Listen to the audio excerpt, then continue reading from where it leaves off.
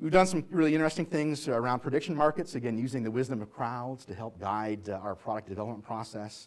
We had a very large pilot in the United States in 2010. We invited 10,000 people to come onto a website and vote about which vehicle features they think were interesting or would be interesting to the consumer.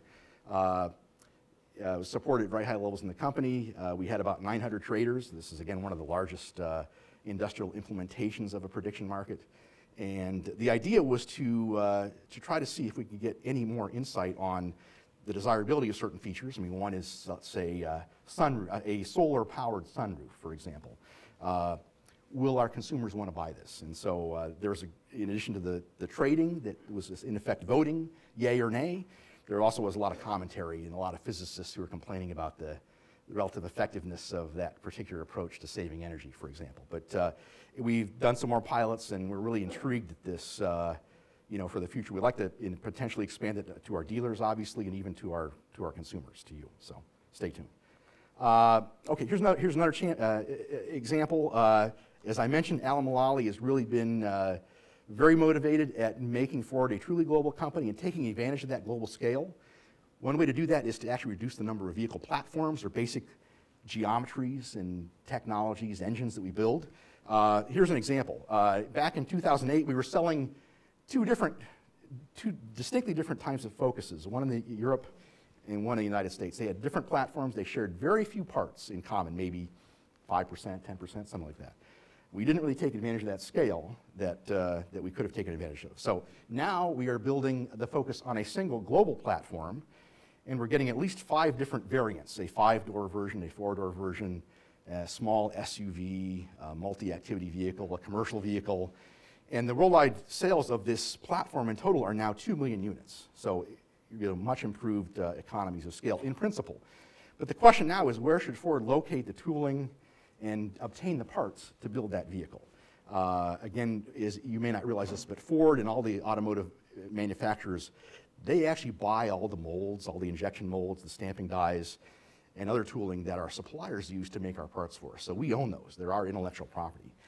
This is a significant investment, as you can imagine. It's in the billions of dollars, and we'd, of course, like to minimize that cost.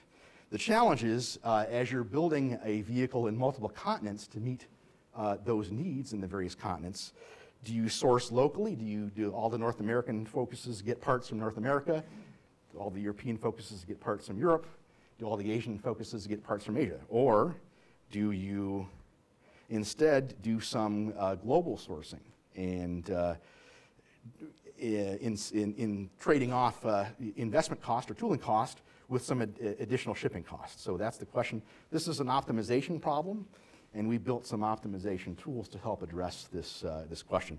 I won't go into the details, but we are using this to help make decisions about sourcing for these global programs. And given the immensity of the data input and the types of decisions that are involved in it, it's a huge help. It really wouldn't be possible to be done by a human being with a spreadsheet. So it's very powerful.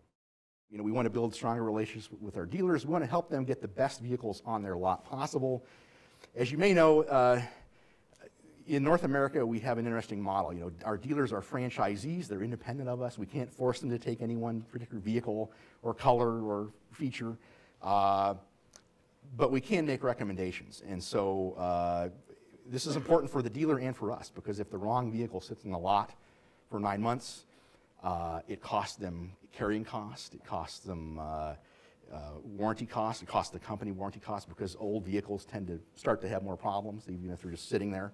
And so there's a real motivation for trying to develop a system to recommend orders for the best vehicles. And so our team developed this system, which does recommend vehicle configurations to dealers. It includes color, features, options. It also tries to forecast what materials are going to be needed in the future. We need small engines, V6 engines and so forth. It really, for some dealers, is a huge improvement. As I was mentioning to someone earlier, some dealers are not very sophisticated. They sell a red Mustang, and they think, the next vehicle I have to order, it has to be red Mustang. Others are a bit more sophisticated, but there is a huge opportunity which Ford has taken advantage of, based on the knowledge we have of not only what is on the dealer lot now, but what is in the pipeline to try, and what is selling in a dealer's region, to try to make more intelligent recommendations for vehicle features. And so we've built a system. It's been running for a few years now. We've seen it enable significant reductions in so-called days on lot. That's the sales velocity of those vehicles at the dealer. Reduction in aged inventory. Again, these are the vehicles that sit in the lot for 6 or 9 months or a year. And another measure is the number of vehicles traded. Many dealers trade with their neighbors to get just the right vehicle.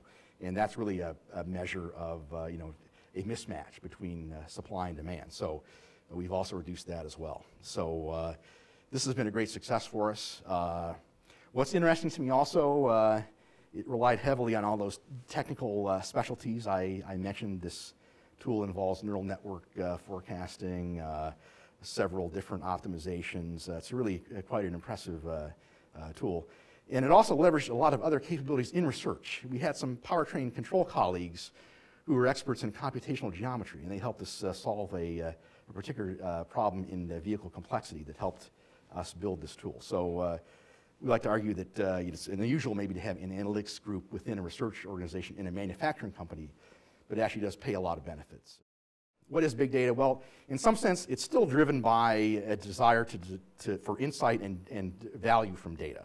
That hasn't changed, but there's a new layer of challenge or complexity around the sheer volume or speed at which this data is coming at us. So this is maybe a reassurance. It's not really all that new, but the scale is a bit bigger. Big data will likely touch many or everything that we see, but you may not be able to know or see it. In other words, there are a lot of hidden or back-end kinds of functions that big data will impact. One thing my boss reminds me of, getting value from big data needs to be the focus. I mean, it's one thing to say, we've got all this terabytes of data. Well, if there's nothing there, then why are you doing it? Why are you spending all of our money on capital and in software? So that's a real focus of us and many people in this field, obviously. But the neat thing is, I think there's going to be many, many opportunities to serve our customers better, to optimize our operations, and even to create new business models. So are you using this nowcasting technology to adjust your production in different regions of the world? Yes, so we are using these kinds of data from, say, Google Insights to inform our sales forecasts, which do get used then to adjust production in various parts of the world. Now, I think there's a challenge there because internet usage is very high in North America and Europe, let's say, and it's growing in other parts of the world, but we have to ask ourselves, how much veracity, is behind some of those results in some parts of the world. So I think one confidence I have is that as the web, as the internet gets more and more widely used, the value of those search data or volume data, we're going to get more and more more high, so I think it's coming. So, good question. Yeah, thanks. Any other questions? Okay. How do we get here? Obviously, more computer systems are being automated, automating and recording more business processes.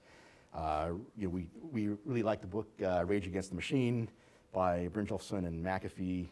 They emphasize this, that we're kind of on the cusp of really revolutionary times. And then, we live in the real world. More sensors are automatically recording data. I mean, there's not only RFID type sensors, but there are physical sensors, say, on our vehicles, for example, that are recording all these data. So there's an explosion, really, of data that are available to us. There's more and more machine-to-machine communication, whether it's on the plant floor, whether it could be between vehicles and other vehicles, or between vehicles and infrastructure. Those are going to be emerging machine-to-machine communications that are going to generate data which we can potentially use for the good.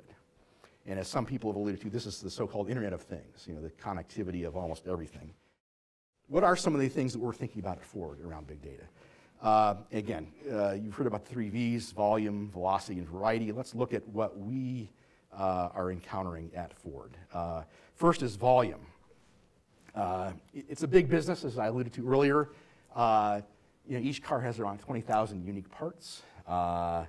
We build 4 or 5 million vehicles a year. We have hundreds of different distinct vehicle offerings, thousands of features. Actually, it's frightening, but in principle, we could configure billions of unique F-150s. We can't sell or make all those in in human lifetime, but we can configure that many different distinct kinds of combinations. So there's a lot of data around those possibilities. We have a lot of data in the vehicle, and I'll talk more about that in a minute. You know, consumer devices brought into the vehicle, for example. A lot of supply chain data as well. So the volume of data is substantial, especially when you go to a transactional basis, which, you know, increasingly we're interested in as people interact with their vehicles, for example. So very much a big challenge. Variety. We are interested in a wide variety of data from the vehicle and from our consumers and from the environment in which our vehicles resides. I'll talk more about that in a minute. So, I mean, starting from the bottom, you know, we've got, you know, customer satisfaction kinds of data, which now we get kind of on a haphazard basis with mail-in surveys, for example. But can we do better? Are there electronic means of getting better and more real-time data from our consumers? We have, of course, vehicle engineering data, which is very complex, very large. Crash data, NVA, noise variation harshness data, lots of different kinds of data. We have data from the vehicle itself. This is actually a diagram of some of the safety sensors that we might use on certain vehicles. Not only is that, are those maybe waveforms, they could be video or audio data as well. So it's quite complex. Vehicles are very complex control systems. They involve many, many computers.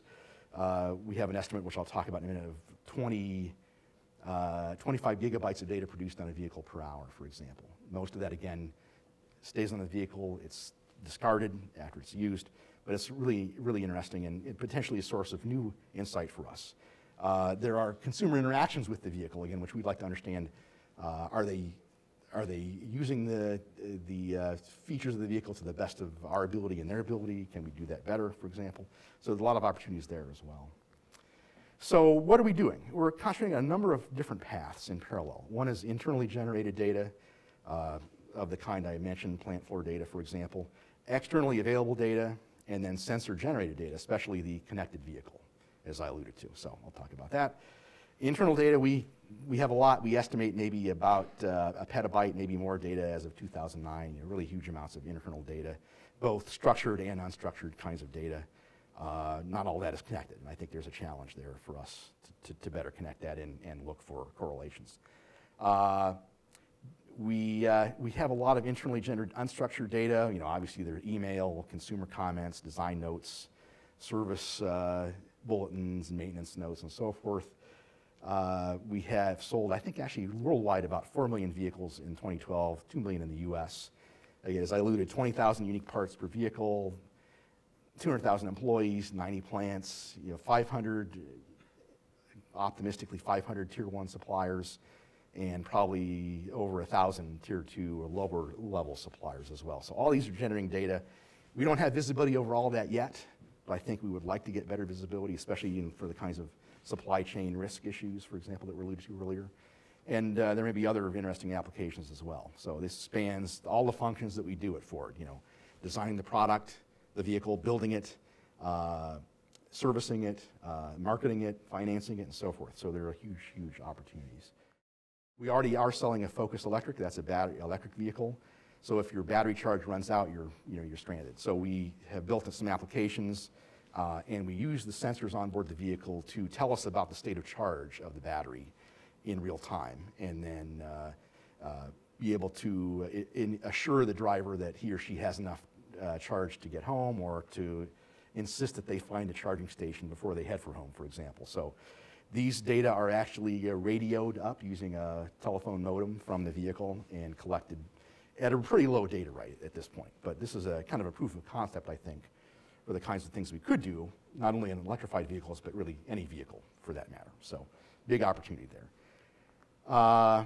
Another interesting opportunity we just announced not too long ago, we have something called OpenXC, which is trying to encourage an open source hardware and software platform for people to develop applications on the vehicle. It really is, the hardware part is a port that plugs into the bus, the information bus on the vehicle, and lets users extract certain kinds of data like engine speed, vehicle speed, data like that. They can then build apps. They can build mobile apps. They can build add-on devices like gauges or heads-up displays that use these data and can provide some interesting capability that people didn't have before. So we're very, very intrigued by this. One of the intriguing things, I think, is the availability of things like location, latitude, longitude, and data like windshield wiper status. I mean, it's kind of a mundane piece of data, but it could have some interesting applications, which I'll allude to now.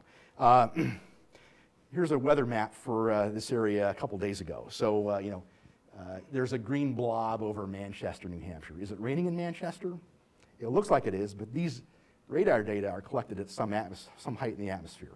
Is it raining on the ground? Well, with OpenXC, with this capability we're building or making available, you can infer whether the windshield wipers are on. And so you can get basically some mobile environmental sensing from the vehicle. Not only is it raining, but what is the humidity, what is the air temperature, what is the barometric pressure. So really it becomes possible to augment traditional sensors with novel information at the ground level. And as some of our colleagues at HP have suggested, you can actually kind of build a central nervous system for the Earth. So you get kind of global coverage of environmental conditions, for example.